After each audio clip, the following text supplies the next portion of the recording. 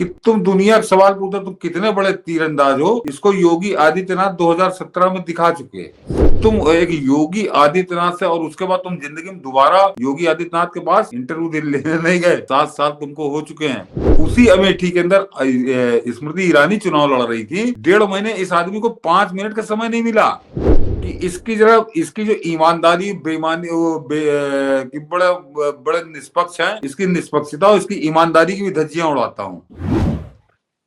Sir, जब बात यहां आई कि पीएम के ब्रॉडकास्ट की, तो मुझे लगता है कि याद आई, आपने एक ट्वीट किया है तो किसी चोट्टे को दिखाने का कोई मतलब है नहीं। हमने परसों जब आप भुवनेश्वर में थे, हम लोग वहां से जब जुड़े थे, तो हमने पॉडकास्ट पे चर्चा की थी कि उस पॉडकास्ट के क्या मायने हैं और यहाँ के खलिहर लतिहरों पे क्या आए लगेगी। अब सोचिए, जो जीवन भर कांग्रेस के तीसरे नंबर के किसी नेता की चापलूसी में पत्रकारिता की हो, उसके चैनल में काम किया हो, थर्ड ग्रेड किसी कांग्रेसी नेता के चैनल में अपनी पूरी जिंदगी बिताई हो, जिसकी कुल जमा पत्रकारिता सनसनी फैलाने की रही हो, पॉलिटिक्स से उसका कोई नाता नहीं, जो आज तक जिन लोगों को बोलने की तमीज नहीं आई, वो कह रहे हैं कि मोदी ने फलाना पॉडकास्ट किसी नॉन जर्नलिस्ट को दे दिया इंटरव्यू, हमें देता हम तो ये उखाड़ लेते। वो पारा कह रहा था कि एक समय में कि मोदी जी पकौड़ा भी है, कैमरा भी है, जो नाला खरंजा की पत्रकारिता की।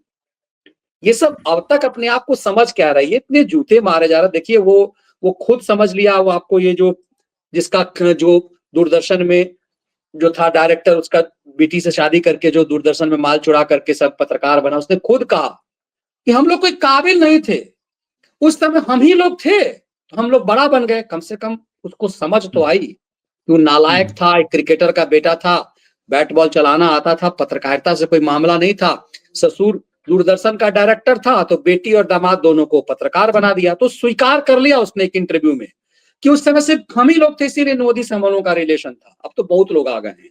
लेकिन दो कौड़ी का सनसनीबाज टाइप का चिरकुट जो चौथे दर्जे के किसी कांग्रेसी नेता के का नौकर रहा हो जीवन भर, वो बड़ी बड़ी बातें कर, हमें इंटरव्यू नहीं दिया। मनीष जी, मैंने उसका वो थोड़ा सा क्लिप देखा है, तो बता रहा कि मुझको इंटरव्यू दिया, मैं ये सवाल पूछता, मैं वो सवाल पूछता, दुनिया के सवाल उसने बताया। उसके सवालों पर एक दिन हम लोग बात करेंगे। आज बहुत देर हो गई इसलिए बात नहीं कर रहा हूँ, लेकिन उस पर बात जरूर करूंगा कि वो सवाल उसके क्या है, क्या पूछना। लेकिन उसको तो मैंने ट्वीट भी अपने डाला है, उस ट्वीट में मैंने ट्वीट के कमेंट में भी डाल दिया है कि तुम दुनिया का सवाल पूछो तुम कितने बड़े तीरंदाज हो, इसको योगी आदित्यनाथ 2017 में दिखा चुके। और वो इंटरव्यू इतना गजब का है कि उस इंटरव्यू को 1 करोड़ लोगों ने देखा है। पाड़ा अगर सुन रहा हो तो वो सनसनीबाज अगर सुन रहा हो तो जरा उसको ध्यान से सुन ले। और उसके जो खास शो रेगुलर देखता है सनसनीबाज मुझे, और खासकर उसका जो टुकड़े करके डाले हैं इंडिया टीवी ने 10 मिनट का एक अलग से निकाल कर, उसको 2.5 करोड़ लोगों ने देखा है। तो वो तुम्हारी वजह से नहीं देखा, वो तुमको किस तरह से लाल और नीला पीला कर रहे हैं योगी आदित्यनाथ आगे पीछे से, ये देखने के लिए, आनंद लेने के लिए लोग उसको देख रहे हैं। तो 2.5 करोड़ लोग, तो किसी भी पॉलिटिकल वीडियो को अगर 2.5 करोड़ व्यू मिलते हैं तो जाहिर सी बात है कि तुमको नंगा कर दिया, मारते मारते, पीटते पीटते, बिल्कुल पीठ तुम्हारी लाल कर दी, पीठ पिछवाड़ा सब। तो तुम एक योगी आदित्यनाथ से और उसके बाद तुम जिंदगी में दोबारा योगी आदित्यनाथ के पास इंटरव्यू लेने नहीं गए। 7 साल तुमको हो चुके हैं। तो तुम जरा पहले ये कल्पना करो कि तुम अगर योगी आदित्यनाथ के साथ बात, तुम 7 साल तक तुम्हारा बुखार उतर नहीं रहा है, वो जो उन्होंने चढ़ाया था, तो प्रधानमंत्री मोदी जो है, तो उनको तो देख के ही तुम्हारा बुखार ऐसा चढ़ेगा कि तुम मरते दम तक तुम्हारा नहीं उतरेगा। क्या मनीष ये बातें कर रहे हैं ये लोग? तो वो केवल उनको गाली देनी है। मैंने कहा इनकी रोटी ही हम लोग मोदी तो को सब पहले परसों चर्चा ही कर रहे थे कि सनसनीबाजों को, इन पाराओं को बेचैनी छाएगी कि किस पे और इसकी बेईमानी, इसकी स्तरहीनता, इसकी औकात एक और बता देता हूं कि अभी तुमको 6 महीने पहले देखा है सनसनीबाज कि अमेठी में तुम लेकर डोरी डंडा अपना 1.5 महीने तुम वहीं पर रबड़ी मलाई कांग्रेसी मलाई कांग्रेसी लस्सी लीलते रहे, पीते रहे। एक ही होटल में तुम जाते थे तो जाहिर सी बात है कांग्रेस का पेमेंट उसी होटल पे होता होगा, तो बताते थे कि यहाँ की रबड़ी बड़ी अच्छी है, यहाँ की मलाई बड़ी अच्छी है। ऐसा मैं किसी भी रिपोर्टिंग करने वाले, खासकर चुनावी रिपोर्टिंग करने वाले, मैंने ऐसे किसी रिपोर्टर को नहीं देखा कि वो एक ही होटल पे 1.5 महीने टूट पड़ता रहा हो। ये हो ही नहीं सकता। जब तक वहां पे सेट ना हो कि पैसा यहाँ पैसा नहीं देना पड़ेगा।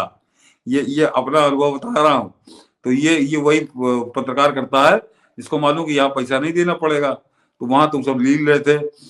लेकिन उसी अमेठी के अंदर स्मृति ईरानी चुनाव लड़ रही थी, 1.5 महीने इस आदमी को 5 मिनट का समय नहीं मिला कि जाकर जरा विरोधी से बात कर ले। वो उसके उसके पिछवाड़े टहलता रहा।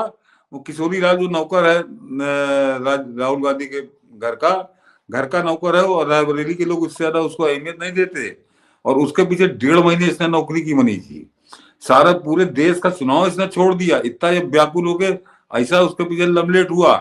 लेकिन इसको 5 मिनट की फुर्सत नहीं मिली कि जाकर स्मृति ईरानी से तो बात को सवाल पूछ लेता। जो सवाल बता रहा मैं प्रधानमंत्री से पूछूंगा, हर सवाल तो प्रधानमंत्री से पूछोगे? अरे वो सरकार में मंत्री थी, 10 साल से मंत्री थी, पूछ लेते कोई सवाल 2-4 उससे भी। नहीं पूछ सकते, तुम्हारी औकात नहीं, क्योंकि तुमको डांटता वो नौकर कि साले पैसा लस्सी हमारी भी रहे हो और इंटरव्यू स्मृति ईरानी दिखा रहे हो, ये नहीं चलेगा।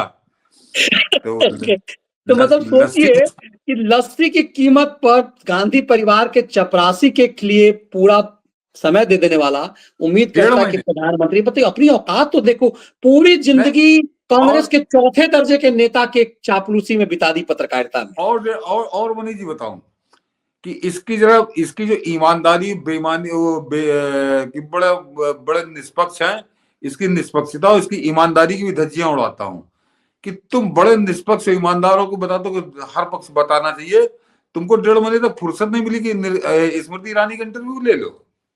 ऐसे कौन से काम में बिजी थे तुम? ऐसा कौन सा चुनाव में वो अमेठी, मेरा तो बिल्कुल एक तरह समझिए चप्पा चप्पा सब देखा हुआ है। ऐसे कहा तुम फंसे हुए थे सब सुनामी के अंदर कि तुमको स्मृति ईरानी नहीं मिली, जबकि स्मृति ईरानी ने उसी चुनाव के दौरान दर्जनों पत्रकारों को इंटरव्यू, दर्जनों पत्रकारों को, कोई चैनल ऐसा बचा नहीं होगा जिसको उन्होंने इंटरव्यू ना दिया हो। कोई यूट्यूबर जो वहां तक पहुंच गया अमेठी तक, उसको भी उन्होंने इंटरव्यू दिया। तो तुम्ही को क्यों नहीं मिला इंटरव्यू? क्योंकि तुम दलाली कर रहे थे, तुम वहां पे एजेंडा चला रहे थे, तुम गए ही नहीं, तुम जानबूझ के नहीं गए, क्योंकि तुम ये अच्छे से जानते थे कि अगर स्मृति ईरानी से तुम्हारा सामना हो गया तो तुम बिल्कुल उसी तरह लाल नीले पीले किए जाओगे आगे पीछे से, जिस तरह से योगी आदित्यनाथ ने 2017 में किया था। और वो स्मरणीय है। मेरे ख्याल से यूट्यूब पे जो पॉलिटिकल वीडियो देखते हैं उनमें किसी आदमी से नहीं बचा होगा कि तुमको किस तरह से नंगा कर रहे हैं योगी आदित्यनाथ। और आज जाके दोबारा फिर देख लेना। तो पहले तुम योगी आदित्यनाथ का इलाज ढूंढो, उसके बाद प्रधानमंत्री मोदी के पास जाना। हमारे यूपी में कहावत है सनसनीबाज कि बिच्छू का मंत्र नहीं जानते हो, सांप के बिल में हाथ घुसेड़ दे रहे हो, तो बहुत बुरी हो जाएगी तुम्हारे साथ। और मुझे लगता है कि ऐसे बीमार जो हैं, ऐसे चिरकुट चंपुओं को, मतलब कहते हैं ना कि उसको खिजाने के लिए भी कई बार प्रधानमंत्री ऐसे ऐसे लोगों को इंटरव्यू देते हैं जिसका पत्रकारिता से कोई लेना देना नहीं। और इसको आजकल देखें सोशल मीडिया के दौर में पॉडकास्ट कहा गया है। और इस दौर में तो अब पत्रकार इनका जो एक भ्रम था, ये चेला ट्रांसफर करने वाला था। मैं बार बार कहता हूं ये सब चेला ट्रांसफर करने का धंधा करते थे। अपना चेला चेली, मेरी चेली तेरी चेली, तेरी चेली मेरी चेली, ये पत्रकारिता नहीं करे। ये सनसनीबाज जो है वो कल्लू राम जो है गुप्ता, जो बाद में गुप्ता बना, जो आपिया होकर के, उसको चेला ट्रांसफर करता था, ये इसका चेला ट्रांसफर करता था। वो जो एक और जो है पार्किंग एक्सपर्ट पति पत्नी, वो इधर चेला, इन लोगों का धंधा चेला ट्रांसफर का था। ये पत्रकारिता नहीं कर रहे थे। आज मोदी कह रहे हैं कि चुट्टे चंपुओं, तुम पत्रकारिता पहले भी नहीं किए, आज भी नहीं कर रहे हो, इसलिए इंटरव्यू तुम लेने लायक नहीं हो। और इसकी स्तरहीनता, और इसको जरा आईना दिखा दूं मनीष जी, कि जो वास्तव में नेता है, बोले विपक्ष का हो, वो भी इसकी औकात अच्छे से जानता है। अभी 2021 का बंगाल का चुनाव हुआ था मनीष जी, और ये पूरे समय बंगाल में मंडराता रहा, लेकिन इसको ममता बनर्जी ने इंटरव्यू नहीं दिया। ये ममता बनर्जी या उसका भतीजे तक ने इसको इस लायक नहीं समझा। तो ये इस टाइप के सड़क छाप हो चुके हैं, सड़क छाप घूम रहे हैं। इनको ममता बनर्जी इंटरव्यू नहीं देती, उसका भतीजा इंटरव्यू नहीं देता, राहुल गांधी ने इंटरव्यू आज तक नहीं दिया। तुमको मतलब तुम्हारी औकात नहीं समझते। और ये रोज जब कोई प्रधानमंत्री मोदी का इंटरव्यू होता है तो सीना ताने खड़ा है। और हम लोग परसों ही मैंने कहा था कि देखिएगा ये सब रोना शुरू करेंगे कि प्रधानमंत्री ने हमको, मतलब सोचिए ये कुल जमा अपनी हैसियत भूल जाते हैं। चेला ट्रांसफर करने का धंधा का धंधेबाज, इसको कोई इंटरव्यू दे नहीं रहा। और प्रधानमंत्री का हर इंटरव्यू के बाद खड़ा कि मुझको क्यों नहीं दिया। तो मतलब क्या समझ रहे हो तुम यार, तुम पहले अपनी अपनी औकात तो बनाओ। बिल्कुल। चलिए, इसलिए अब है कि सड़क छाप कम से कम, चलिए औकात तो लस्सी पीने लायक हो ही गया है कि दरबारी का लस्सी पीने लायक। और आपने एक बहुत अच्छी लाइन कही कि मुझे लग रहा कि पिटा जाता वहां पे कि भाई लस्सी मेरा पी रहे हो और इंटरव्यू स्मृति ईरानी का दे रहे हो। जब इसी डर सबको से दिया स्मृति नहीं। ईरानी इंटरव्यू दे रही थी तो इसको भी देती तो इसको बहुत जलील करती, क्योंकि स्मृति ईरानी के शब्द जो हैं वो भाई ऑरेटर तो लाजवाब है, आप कुछ भी कह हाँ लीजिए। और इसका तो हाँ, पूरा पसीना उतार देती है। तो इसको पता खतरनाक था हो कि जाता स्मृति ईरानी के पास जाने से क्या होगा। तो ये। बहुत अच्छा किया स्मृति ईरानी के पास नहीं गया। लेकिन ये जो आज जो आपने, चूंकि मैंने तो देखा नहीं ये चिरकुटों का, आपने जब वो आपका ट्विटर देखा तो मुझे लगा इस पे 2 मिनट चर्चा हो जाए, थोड़ा सा पब्लिक का भी मन, व्यूअर्स तो जान ही गया कि चर्चा कहाँ हो रही है। चलिए, बहुत बहुत धन्यवाद आप सबका। इस विश्लेषण को हम लोग यहीं विराम देते हैं। जय हिंद, वंदे ठीक। मातरम।